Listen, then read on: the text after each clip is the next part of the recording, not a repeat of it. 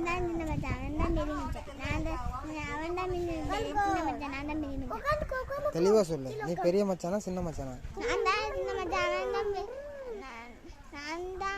அவன் தான் சின்ன மச்சான், நான் பெரிய மச்சான். நீ என்ன?